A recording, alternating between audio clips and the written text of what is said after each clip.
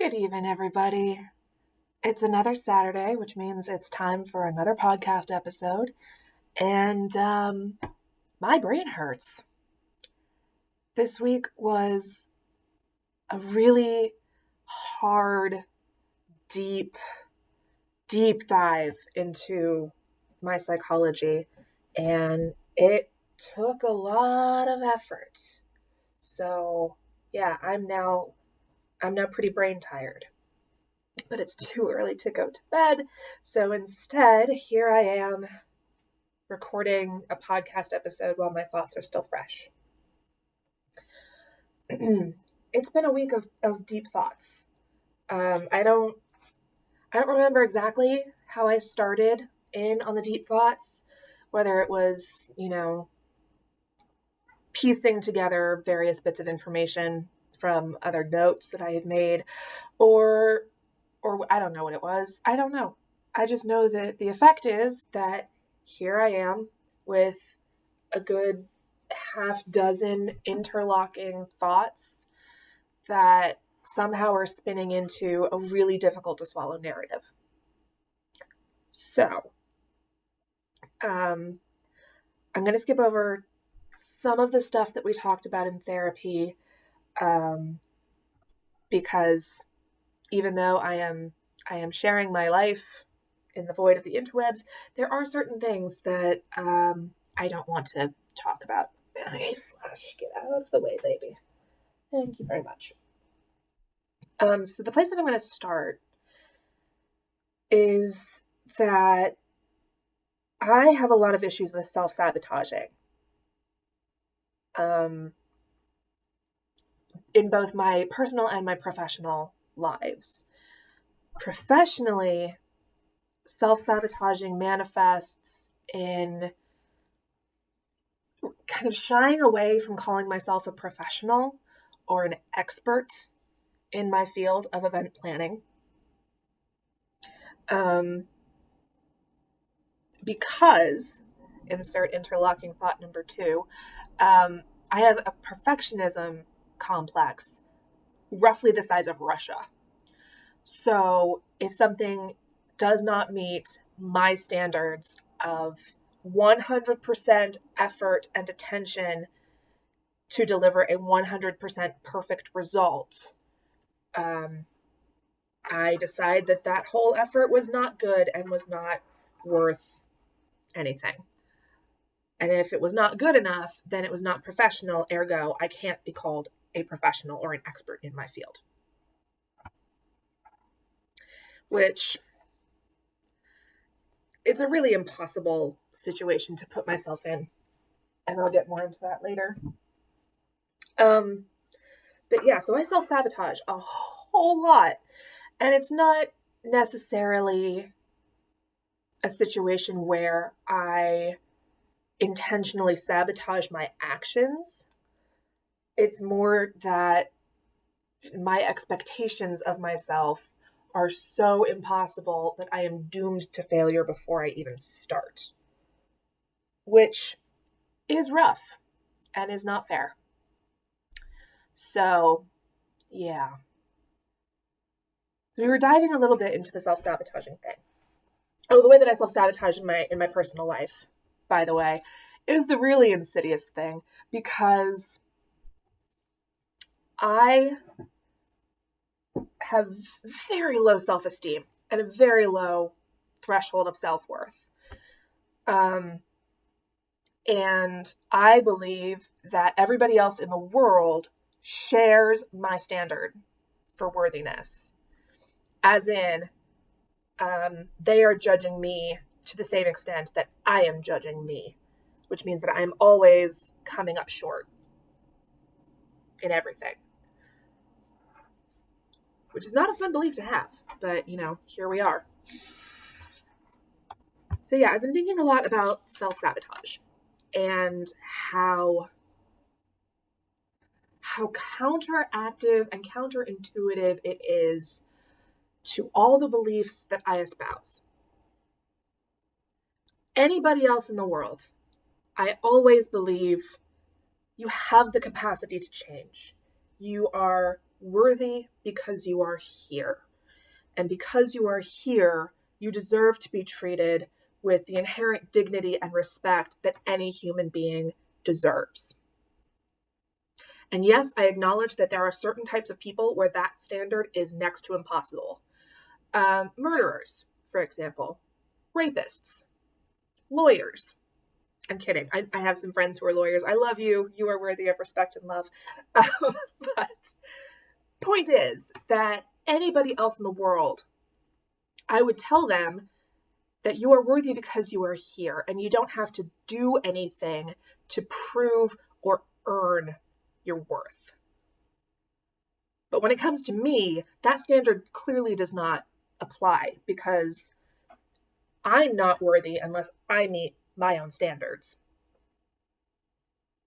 Because for some reason, I'm different than everybody else in the world. Self-sabotage like this is like the most weirdly egocentric, self-centered, destructive mindset I can possibly think of.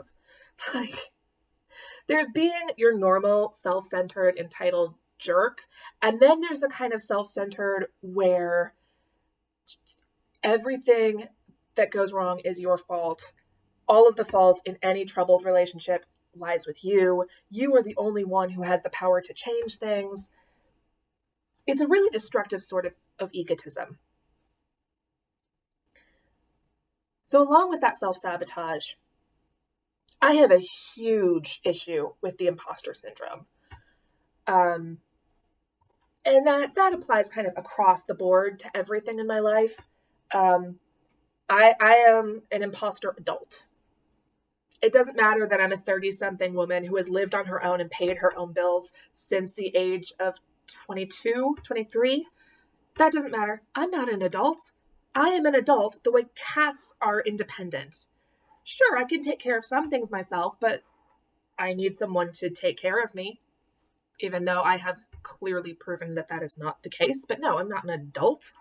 Adults are people who, have mortgages and marriages and children. Me, I'm just playing at adulthood. I also have an imposter syndrome about work. I have somehow fooled everybody at work into believing that I am more professional and more capable than I am.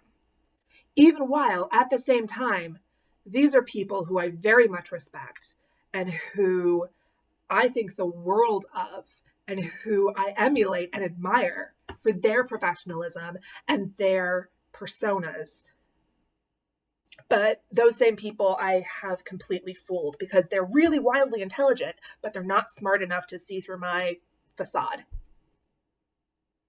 Which is kind of a really weird, shitty thing to think about people. And you can't really hold that paradox in your head. People can't be incredibly intelligent, wonderfully compassionate, insightful, and delightful people while also being duped by your own insidious, somehow superior acting skills. Like that paradox doesn't actually hold up to a second of scrutiny. And yet, I have carried that paradox on my shoulder for ages. Somehow.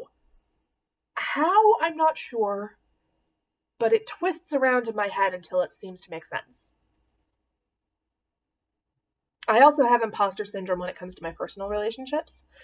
Like, you're only my friend because I've tricked you into it. Because through my snark and my witty banter and my somewhat violent tendencies whenever you put a weapon-like object into my hand, yay, stage combat. But because of all of that, I've tricked you into thinking that I'm interesting and cool and a worthwhile friend. But really, I'm a steaming hot pile of garbage that you should be staying far, far away from. Again, these people are people that I love more than anyone in the world. These are my family of choice. These are people who, once again, wildly intelligent, incredibly insightful, funny, compassionate, wonderful people.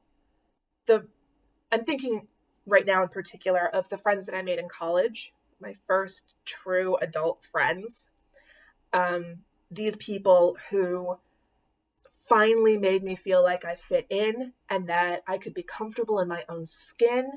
And these people who made me realize that it's okay to show my intelligence, it's okay to be proud of my weird, because we're all going to be smart and weird together.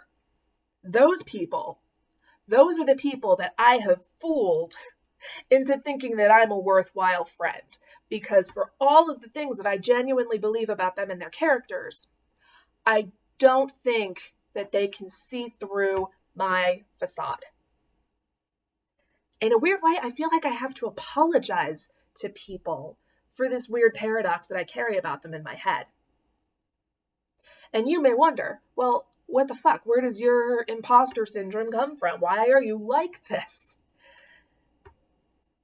The answer, or at least the root of the answer, lies in the fact that my deepest fear is rejection. It's not even failure, although I do have a pretty severe fear of failure. My actual deepest fear is rejection. That I will be found, well, to quote a movie, I will have been weighed, I will have been judged, and I will have been found wanting. And when I am found wanting, then those people are going to leave, and I'm going to be left alone. So, because of that fear of rejection, I kind of self-sabotage every relationship in my life to keep people at enough of a distance that when they leave, not if, when they leave, I will have some protection against the emotional devastation that will come with their departure. Woof. The root of a lot of that rejection, once again, cycles around to middle and high school bullying. I wonder sometimes what would have happened if I had experienced that level of bullying in a larger school system. Like if I had attended a larger school where there were more options for friend groups than the 6 girls and 9 boys that I went to middle school with. That was my class. We were a class of like 15 people. If I had been in a bigger school system with more choices for friends, would that level of bullying have affected me as much as it did? And I don't know. I can't really give a satisfactory answer to that question. And at the end of the day, it's kind of, while it's an intellectual curiosity, you are not allowed to take all of the camera. While it's an intellectual curiosity, it's a moot point because the fact is, I did grow up with a class of 15 students, including myself, and I did get so thoroughly ostracized from that social circle that I was alone by default. So that's where the root of my fear of rejection comes from, because I did get rejected by my peer group brutally. I got rejected by the other girls in my class for, I still try to take responsibility for that. There's a part of me that is still that 12-year-old girl wondering what I did wrong, despite all of the therapy that I've had that reminds me that it had nothing to do with me. I did not do anything to cause that bullying, and yet I still have that 12-year-old in my head who wonders what she did wrong. I also got brutally rejected by the first love of my life. We had dated, air quotes, heavy air quotes here. We had dated for most of 6th grade, whatever that means when you're 11 years old and can't actually go anywhere or do anything. But we had dated for most of the year, and then he didn't even break up with me himself. He sent his friend to tell me that he didn't like me anymore. Which, god damn, that's just the most juvenile and stupid thing. But that was my first heartbreak. And despite that heartbreak and despite that rejection, He continued to be the first love of my life through the next 7 years because, again, this was a really small town and there weren't any other options. But also, he is exactly my type. He was exactly my type. That's a whole different thing that I'm not going to get into today. But so yeah, I got brutally rejected by my peer group. I got brutally rejected by my first quote unquote, air quotes, all of the whatever, boyfriend. And then even when I went to high school, I got rejected by the public school kids because I went to middle school at a Catholic school. And then we joined the public school kids for high school. So I got rejected by those people too, by and large. I did have a few friends in high school. One of those relationships soured really quickly because he had a crush on me that I did not return. One kind of fizzled out when he graduated high school, and also he was gay, so my crush on him could come to nothing. One of those friendships, looking back on it, was really unhealthy for both of us. We each fed into the other's self-harming techniques, and each of us normalized the other's self-harm. So that was a bad relationship. And then there was my one healthy relationship, which she was also a year older than I was. So I had like 2 years of friendship with her, and then she was gone and I was alone again. And all of those high school relationships, every last one of them, all of them immediately died upon graduation from high school. All those people were out of my life.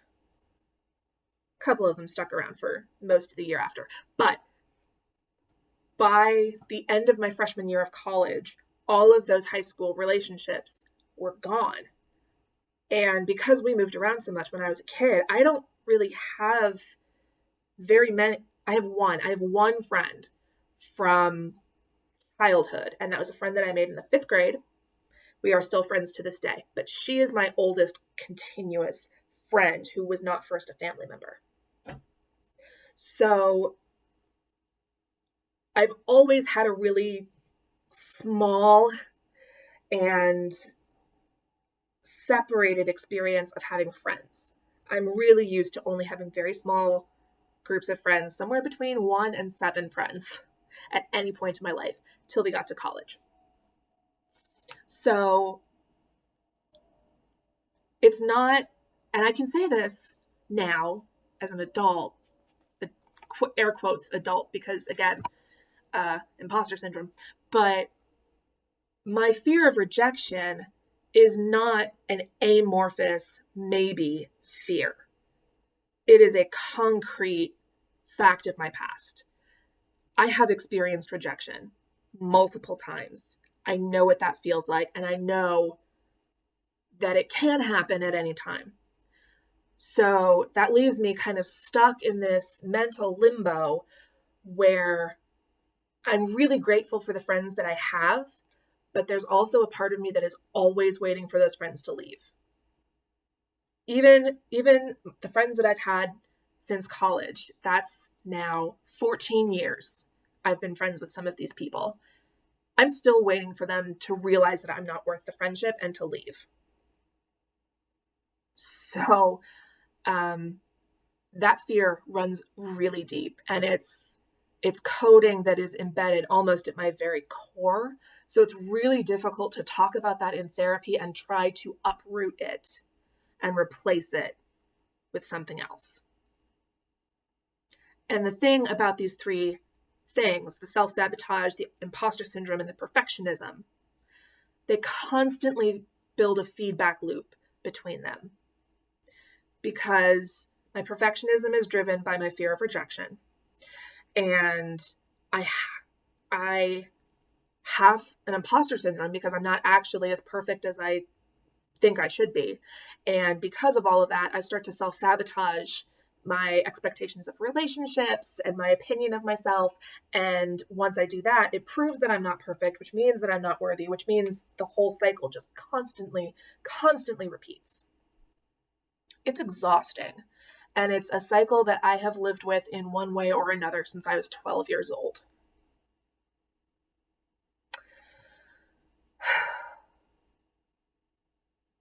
And all of that is really, really difficult to talk through in therapy. Because one of the things that my therapist asked me today, because I was talking about a couple of other relationships that I have where it's not the relationship that I want to have with these people, but I'm having a really difficult time kind of guiding that relationship where I want it to be. One of the things my therapist asked me is, why? Why do you want to change that relationship? What do you want to get out of it? And it forced me to kind of stop and think for a minute, because usually if I have a dysfunctional relationship, my default thought process is, this relationship is not good because of me. So I have to do something to fix it. Whether that means fixing something about myself or just fixing something about the relationship, it is a problem and I am responsible for fixing it. I don't turn around and ask myself the question my therapist asked me. Why do I want this relationship? What do I want to get out of it?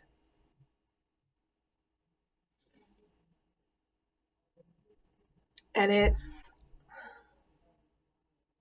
really hard to turn these questions back on myself, because another really deep-seated defense mechanism that I have is to deflect attention off myself, even deflect my own attention off of myself, and refocus on the other side of the relationship, or refocus my attention for the week on what's going on with my family instead of what's going on inside me. And it's hard to shed that defense mechanism, even when I'm in the middle of therapy. There are times when my therapist has to look at me and say, wait, hold on. You're talking about other people. How is this affecting you? So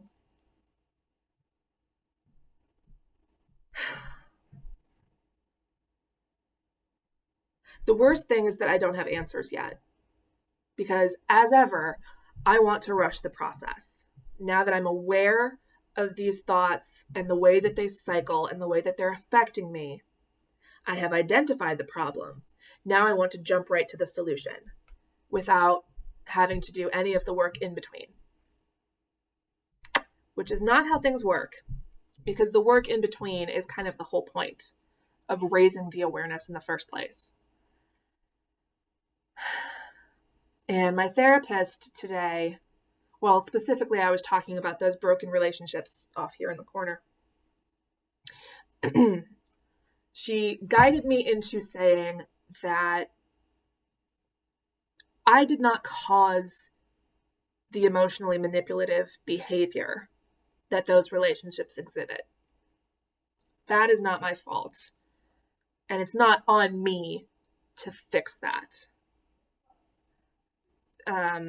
Because I can't change other people's behavior. As much as I would like to, that is not a power I have. What I can fix is my response to their behavior. I can fix things like standing up for myself instead of just kind of taking the emotional manipulation. I can lay down my boundaries and I can explain why that behavior hurts me. But I can't change what they're doing. All I can worry about is the stuff that is in my head and what comes out of me because of the stuff that's in my head, which is a hard lesson to learn, and one that I have to constantly be relearning and reinforcing, because I have a superhero complex in my head as well that tells me I can fix everybody if I just try hard enough. I don't know where that came from.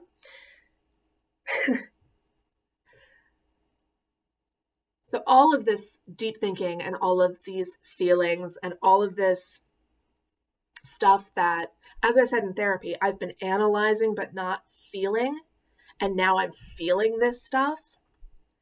This all really makes me regret that I'm quitting smoking. It's like round 4 of trying to quit smoking.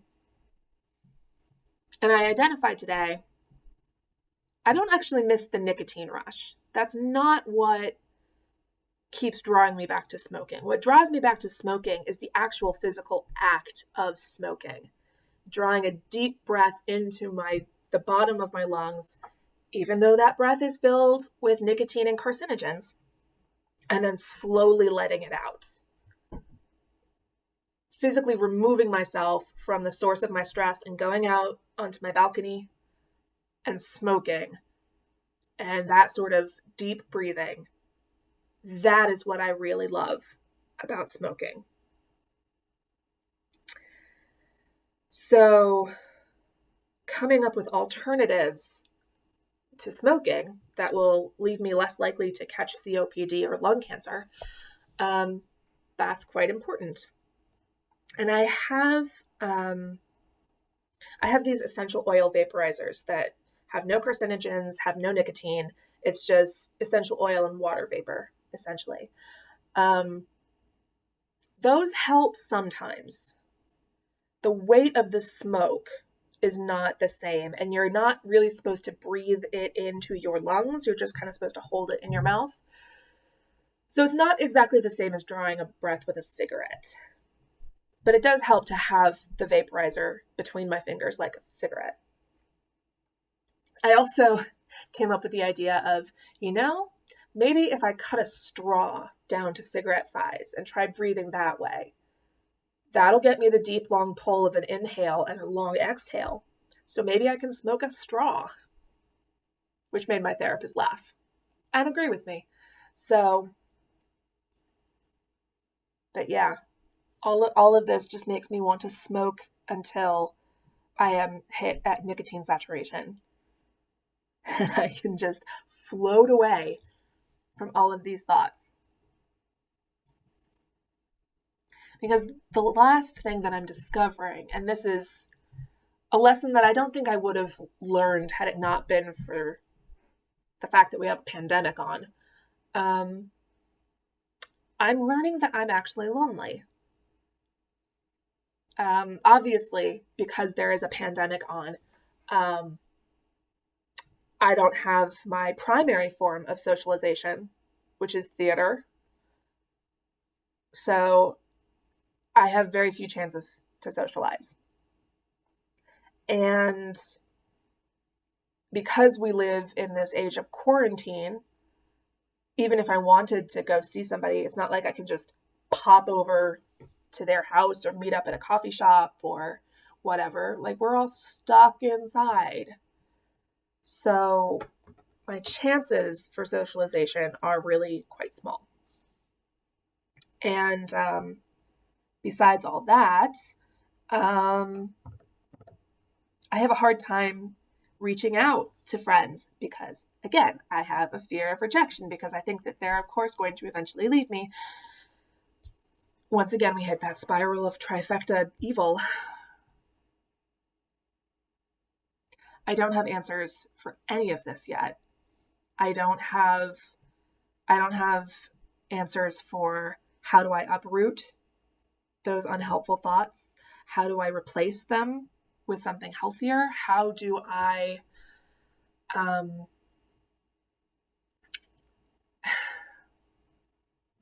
guide myself into a healthier mindset? Because I think one of the things is I'm probably never going to completely rid myself of those thought patterns. I don't think I'm ever going to completely outgrow that foundational trauma. I think it's always going to be a part of my psyche. And that fact, once again, just brings up my need for perfectionism. Like, if I can't completely get over the thing, then I've failed. And that's not how anything works. But that's where I'm sitting right now. It's just all these things that I'm finally putting into words that I've been aware of for a while, but now I have the words for it. And now that I have the words for it, I'm no longer analyzing the things, I'm feeling them. And these are really, really old and deep and ugly feelings. And the fact that there is no way out but through is really freaking depressing, y'all. That is the thing that I hate about therapy. There is no way out but through. So, in conclusion, I guess stay safe, stay sane, and let's all get through this together. Let's march through the valley of trauma together.